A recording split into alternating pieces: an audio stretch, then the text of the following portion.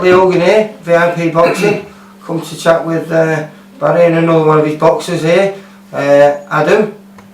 We chatted down at, was it Southport, wasn't it, mate? Yeah, it was Southport after my bout, yeah. Yeah, that was your third fight, wasn't it? My third fight, third knockout, yeah. I think I upset you, didn't I? No, I didn't really. I didn't mean it. I didn't mean it in a bad way, honestly. I was just saying, but you know, like you were saying, power. Oof, you've got it in abundance there, and it was nice to see because he was a good live opponent that you had there, wasn't he? He was no duck egg. No, he wasn't. He was the first one that had come to fight, really. I think Luke Martin didn't know what hit him, the Bulgarian didn't know what hit him, and this guy were a bit of a wily old. He had a lot of like knowledge in the ring. You could tell the way he was like ducking and coming around with shots and stuff like that. Yeah, he knew what he was doing. He did actually look very relaxed in there until you landed, and then he looked a bit wobbly. He probably had a few more amateur fights than I did, but I'm learning as I go now and sparring a lot and stuff like that. So. Yeah, I was talking with Frank before. You're saying you've been going down to Leeds, sparring with, is it China Clark? Yeah. Cruiserweight, number 3 cruiserweight in the country. Yeah. Yeah, we went last week.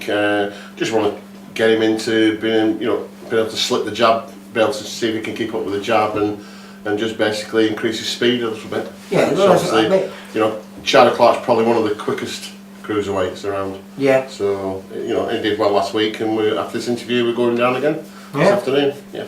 Yeah. No rest for the wicked then, eh? And so you get a few little marks there. Yeah. Nice little black eye. That's my own fault for not keeping my lead hand up. What happened again? No, well this is how you learn though, isn't it? Yeah. Sparring with good, better people, especially people who can move fast. Yeah, it's the first time I sparred with a cruiserweight and they're quite a bit sharper than I expected, to be honest. But that's just like an experience on my behalf, so I know I have to keep my hands a little bit tighter and step off double steps instead of single steps and stuff like that. He's tall as well, so he's got a good reach on him. What we didn't actually tell Adam was, him being a cruiserweight, he's going to throw twice as many jabs to keep him off him. We didn't tell him that before we went down. But like you say, it's a way to learn, isn't it? Sparring with good opponents like you are. Yeah. You said you've been moving around with David Price. Yeah, Cole Spencer, David Price, China Clark, Bill Hodgson, who were like an ABA winner. There's been a few really we've been sparring with. We just want loads of more people to come and spar with us, and we'll go down to them as well. So. Like you say, your size was a disadvantage when you were younger. As you were saying, you couldn't get matched up, could you? Massive disadvantage. I've been this tall since I was like 15, something like that. Yeah. So 6'6", 6'7", yeah. And always heavy, big and heavy. So I've always struggled to get matched. So, well, I think that obviously that's where your natural power comes from, because there's a lot of people who have to build themselves up to your size, and you're just there. I wake up like this every morning. I don't have to do any weights, I don't have to do anything. I'm just big and strong. I'm half Polish, half English. It's part of my genetic code to be like this. Yeah. So, yeah. Whereabouts in Poland? Krakow. My dad lives in Krakow. Yeah. And my mum's English, obviously. So. Right. Right. So what's on the cards next for you? Blackpool Winter Gardens 29th on the Saturday night. Opponent to be announced, we don't know yet, but we never get to know unless it's like a week or two before, but I'm not bothered at the minute at this stage. Probably an import again. It could be British rankings, I'm not really bothered who they put in front of me, to be honest. They're going to get demoralised and demolished. That's it really. I'm looking forward to it. Sounding confident, and that's what you need. Confidence is a major part of this sport. Barry, I believe this is your son here, Desi. Yeah, okay. Hi Desi.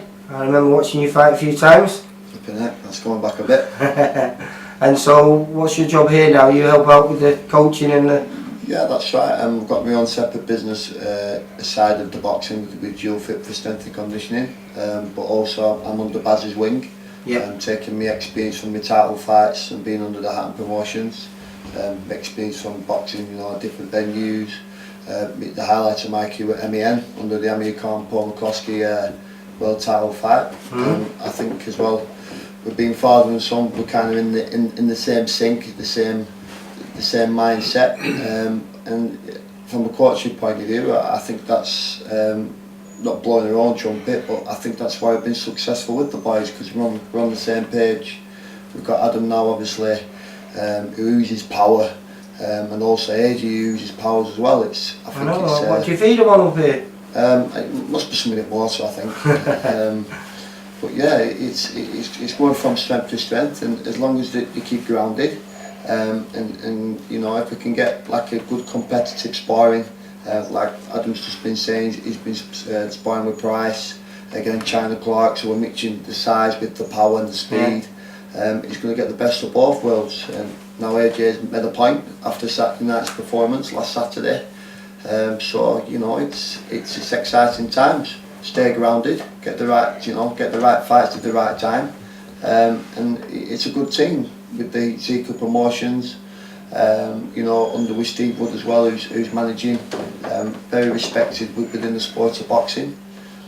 So you can match it up with the right fights, make the right decisions, get the timing right, and there's no doubt about it. Adam and AJ will go a very long way in the sport. Without a doubt, like I say, you know, I go to all the shows and there's certain people that stand out, and both lads have stood out on both occasions, and mainly due to the power. Like I say, when you caught him out, you almost had a third first round stoppage in that fight in Southport, because you caught him, I think it was about 30 seconds left, with a big overhand right, and that well wobbled him. And I think it set the format, because when he came out for the second round he wanted to stay away from you, and but he couldn't, and you landed again. Yeah, I think what people haven't seen yet is my full potential of power, because I'm throwing him off the cuff, or I'm throwing him with movement, I'm throwing overhand rights. I've not yet landed a straight right on anyone, or even a solid straight jab, which I think I can knock anyone out with a jab or a right hand, but that'll come with timing and relaxation in the ring. But yeah. I'm hoping to get that in the next couple of fights, but my power is you've only seen 60% of it really. It's a bit scary really, to be honest. Yeah, no, let's say it seems. I know I can really knuckle down if I want to, but it's catching him just right, and I'm learning how to relax and do that. So the thing is, Lee, is the fact that we had him. He is a very, very good boxer.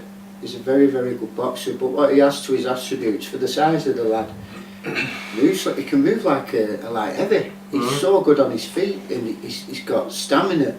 But like I say, he's just like AJ. He's a novice, and he's learning all the time. And this is why he's not really had to dig deep on that stamina part, though, has he?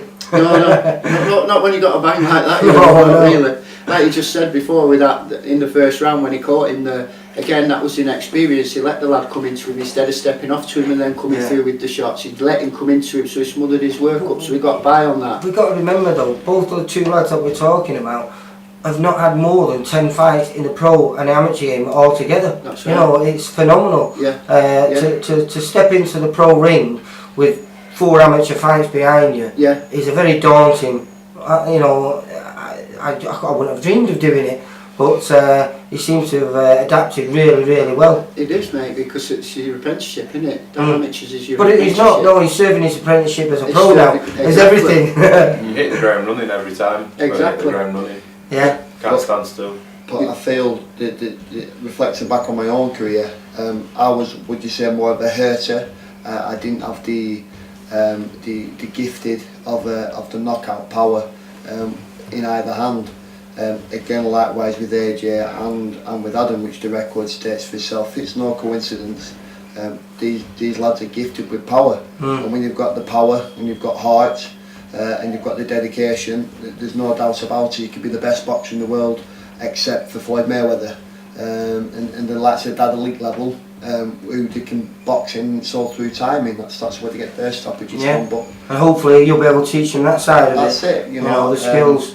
But when you've got raw power, as these two guys got TNT in both hands, it's exciting because it's, you know, it can end any second. Yes. And that's what's going to get you to the top. Well, I mean, you always have that excitement with the heavyweights, but like I say, AJ, was he 10 stone? He seems to have punch in either hand. That's right. I mean, that left hook, like he caught the kid with, that brought his eye up. I was like, whoa! And then he just started letting the bombs go. So like you say, it's one of those things. They've got something that a lot of people train all their lives for can never develop. And you know, you can develop boxing skills, but you can't develop power. And I'm excited to see where both these lads are going to go in the future. I think it's only onwards and upwards. This is why we need for Adam, we need top class sparring. You know, the likes of Price and Chisora and people like that, because that's what he's going to learn from. We've had sparring before on the level of him, but he's too big, he's too powerful for him. You know, it's not worth his time. He's learning nothing. He's learning nothing. So we have to go up to that next league, you know, and we've got to get him that kind of sparring, because that's where he's got to learn to take it into the ring, into his fights. Yes. You know, and you know, we've no argument at all about sparring with top class people, none whatsoever, because I know he can hold his own with them.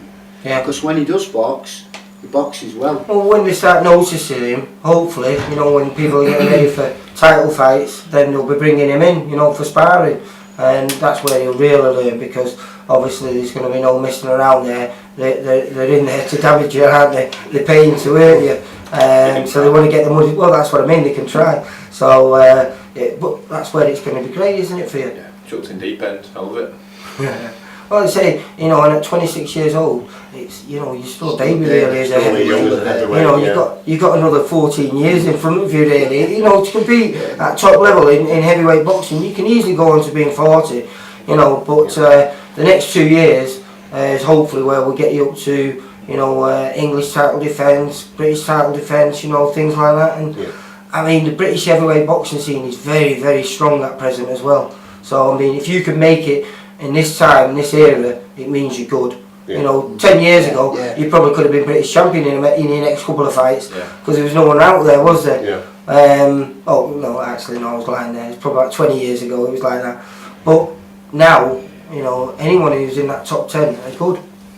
So, yeah, hopefully we'll be seeing you there in the next 18 months. You definitely will be, yeah. I mean, at the end of the day, you look at Joshua and you look at him and he's ranked, what is he, 11th?